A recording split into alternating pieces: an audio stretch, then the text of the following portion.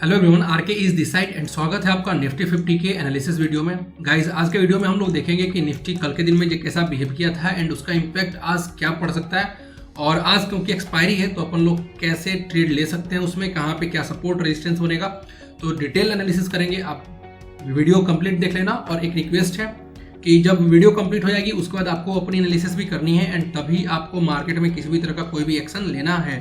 तो चलो वीडियो शुरू करते हैं। देखो, ये है निफ्टी 50 का 15 मिनट का टाइम फ्रेम, राइट ना। अब इसमें देखोगे आप तो देखो, कल के दिन में जब मार्केट ओपन हुआ था ना, उसके बाद उसने जो लो लगाया वो एक स्ट्रॉन्ग एक ठीक ठाक सपोर्ट जोन है। क्यों? क्योंकि यहाँ पे देखोगे आप तो यहाँ पे ऊपर गया था, नीचे आया एंड नीचे आकर के यहाँ पे यहाँ से ऊपर गया, फिर नीचे आया, नीचे आकर के यहाँ पे एक बार सपोर्ट ले चुका था, दोबारा लिया है एंड ऊपर गया है। अब इंपॉर्टेंट ये है कि कल का जो 3 बजे से लेकर के 3:15 का जो कैंडल बना है ना, वो कैंडल एक ठीक ठाक मारूबुजू कैंडल है, और उसने क्या किया है कि कल का जो हाई था उसको हाई को ब्रेक कर दिया। ब्रेक करके ठीक है कि बहुत ऊपर क्लोजिंग तो नहीं दिया है, लेकिन ठीक ठाक क्लोजिंग है। मतलब कि ठीक ठाक क्लोजिंग क्या है, इसको ब्रेक किया तो है एटलीस्ट, और उसके बाद अभी भी देखोगे तो इसके आसपास में ही ट्रेड कर रहा है, ठीक है ना। कल की क्लोजिंग इसके आसपास में ही हो गई है। अब ये जो रेजिस्टेंस है, ये एक स्ट्रॉन्ग रेजिस्टेंस आप बोल सकते हो। क्यों बोल सकते हो? क्योंकि अगर आप एक तो आपको ये ट्रेंड लाइन का रेजिस्टेंस दिखेगा, पीछे जाओगे ऐसे करके बैक करके, तो आपको ये ट्रेंड लाइन का भी यहाँ पे रेजिस्टेंस दिखेगा। और दूसरी इंपॉर्टेंट बात क्या है कि आप जानते हो ना फिबोनाची रिट्रेसमेंट, तो उसका भी रेजिस्टेंस यहाँ पे बन रहा है। तो यहाँ पे क्लोजिंग तो डेफिनेटली हुई है, बट अपन लोग को ध्यान में ये रखना है कि निफ्टी फिलहाल तो बुलिश है। अब बुलिश तो है, बुलिश होने की वजह मैं बताऊंगा आपको, जस्ट वेट करो थोड़ा सा आप। तो बुलिश तो है, अब बुलिश होने के बाद अगर ये इस रेजिस्टेंस को ब्रेक कर देता है जैसे कल किया था, तो इसके बाद अगर ओपन होता है मार्केट, तो ओपन होने के बाद इसका जो सबसे इंपॉर्टेंट जो टारगेट है ना, या ऐसे बोलो रेजिस्टेंस है, वो यहाँ पे है।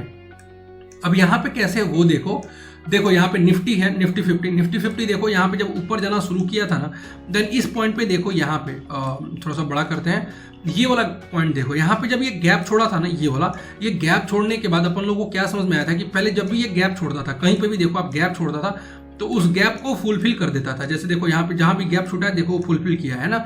लेकिन ये जो गैप छोड़ा ना, गैप छोड़ने के बाद जो अगला कैंडल बनाया है, एक्सपेक्टेशन तो यही था, कि ये इसको नीचे आकर के फुलफिल कर देगा, लेकिन फुलफिल किया नहीं है। और यहाँ पे जो क्लोजिंग हुई थी, गैप वाली क्लोजिंग, तो उसके बाद जो कैंडल बनाना, उसकी क्लोजिंग उसके ऊपर में हुई थी। यहीं पे समझ में आ गया था कि निफ्टी यहाँ से डेफिनेटली बुलिश है, ठीक है, निफ्टी पॉजिटिव है।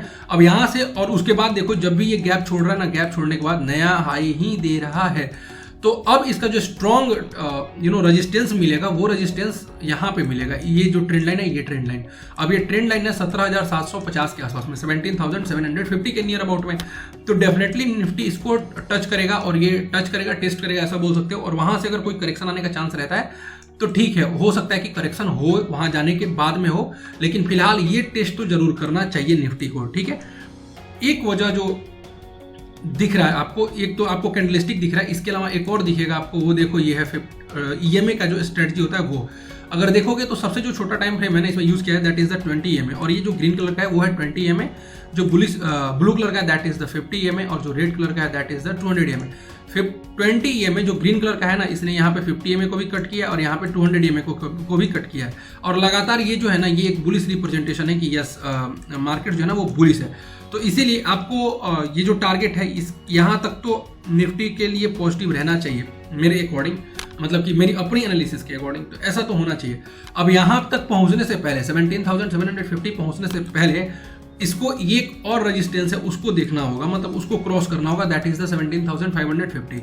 यहाँ से लगभग 150 पॉइंट का ये गैप है, और ये इस गैप को, मतलब कि ये रेजिस्टेंस है, और इस रेजिस्टेंस को ये फुलफिल कर सकता है, आज ही कर सकता है। लेकिन देखो, एक तो आज एक्सपायरी है ना, आज थर्सडे है तो एक्सपायरी है, और दूसरा क्या है कि चाइना और ताइवान का आप जैसे सुन रहे होगे कि प्रेशर चल रहा है ना। अभी ट्रेड वॉर भी शुरू हो गया है, चाइना ने कुछ रेस्ट्रिक्शन लगाए हैं ताइवान पे कि आप हमारे साथ जो ट्रेड है उसको उसने कैंसिल किया है, और आप मिलिट्री एक्शन का भी धमकी दे रहा है। तो देखते हैं क्या होता है, जो भी होगा।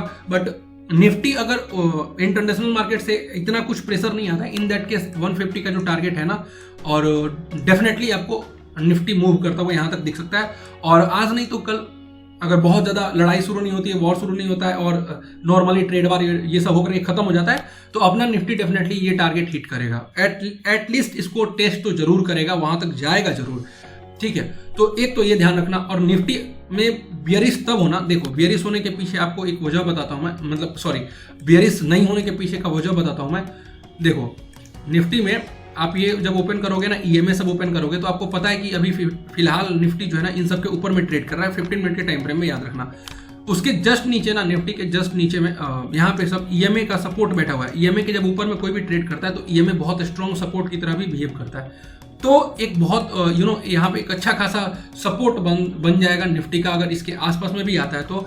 और उसके बाद यहाँ पे जो कल का लो था ना, वो भी एक स्ट्रॉन्ग सपोर्ट है, क्योंकि आपको दिखा चुका हूं मैं यहाँ पे इस पॉइंट पे और साथ ही साथ इस पॉइंट पे। तो ये 3 सपोर्ट बहुत अच्छे सपोर्ट बैठे हुए हैं। तो निफ्टी में फिलहाल तो बेरिश होने का चांस कम है, मतलब कि उतना रिस्क मत लेना बेरिश होने पे। और आपको बुली साइड में कोई भी ऐसा अच्छा सा ट्रेड दिखता है तो जरूर जाना, और बेरिश में बहुत सोच समझ के एंट्री लेना। मैं ये नहीं बोल रहा कि पुट साइड में जाओ ही मत, पैसा नहीं बनाओ। अगर आपको दिख रहा है कोई कंफर्म ट्रेड मिल रहा है तो डेफिनेटली लो, लेकिन आंख बंद करके जो होता है ना कि छक्के पे छक्का मारे जा रहे हैं पुट लिए, तो वो मत करना, थोड़ा सा है ना संभल के। थोड़ा बहुत गैप डाउन हो गया, इसके आसपास में गैप डाउन हो गया तो खटैक से एंट्री मत मार देना कि चलो यार पुट खरीद लेते हैं। तो इन सब चीज को थोड़ा सा अवॉइड करो, क्योंकि निफ्टी फिलहाल है तो बुलिश है, तो फिर वैसे ही पैसा बनाओ, कमाने थोड़ी है पैसा। निफ्टी में प्रॉब्लम तब आएगी ना जब ये कल का जो लो है इसको ब्रेक करता है, तो ब्रेक करने के बाद तब प्रॉब्लम आएगी, और निफ्टी फिर उसके बाद ठीक ठाक करेक्शन मोड में इंटर कर जाएगा। लेकिन उसके होने का चांस कम है तब तक, जब तक कोई बहुत बैड न्यूज नहीं आ जाती है, या ये एटलीस्ट इसको टच नहीं करता है, तब तक तो बुलिश ही रहो। तो ये 2 टारगेट, और नीचे साइड में ये 3 सपोर्ट, एक ईएमए का सपोर्ट आप समझ ही सकते हो, और उसके बाद ये जो कल का लो था वो सपोर्ट, और ऊपर साइड में ये 2 टारगेट 17,550, 17,550, और दूसरा 17,000 लगभग 700, ऐसा आप बोल लो। तो ये 2 मेजर जो रेजिस्टेंस है ना, या आप बोल सकते हो टारगेट, इनको आप ध्यान में रखो, और नीचे साइड में ये 3 सपोर्ट याद रखो, और फिर ट्रेड करो, मजा आएगा आपको। I wish you all the very best कि आप अच्छा पैसा बनाओ। तो अगर आपको थोड़ा सा भी वैल्यूएबल लगा, इन्फॉर्मेटिव लगा तो ये एनालिसिस, तो वीडियो लाइक जरूर करना। अपडेटेड रहने के लिए चैनल भी सब्सक्राइब कर लेना। मिलते हैं नेक्स्ट वीडियो में, तब तक के लिए bye bye, take care and thank you so much for watching this video.